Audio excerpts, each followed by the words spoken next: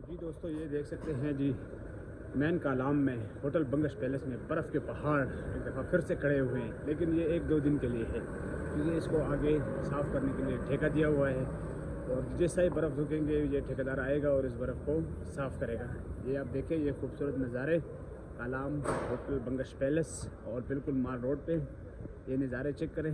बर्फ़बारी, ताज़ा स्नोफॉल हो रही और गाड़ियों की जो अंदोरफ्त है वो बिल्कुल जारी है। ये देखो जी, हाईएस जिसे हम बक्सा कहते हैं वो भी आया हुआ है।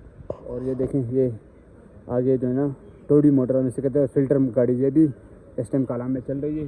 और ये देखें, ये खूबसूरत नज़ारे। और चौधरी क्या हाल है? मज़ा आ रहा है ना यार? मजा यार, चस आ गई ना? ना बस फिट मैं व्लॉग बना रहा हूँ, मैं कहा ये दोस्त भी देख ले। हम लोग जी स्पेशल पिंडी से आए हैं ये बर्फ देखने के लिए, और यकीन माने यहाँ पे आए आपके पैसे पूरे होंगे। जी भाई, आपके पैसे पूरे हो गए ना?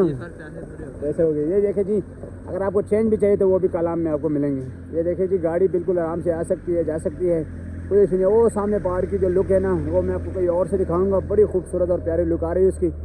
और ये देखे जी शेर खान भाई कैसे हो? मज़ा आ रहा है ना?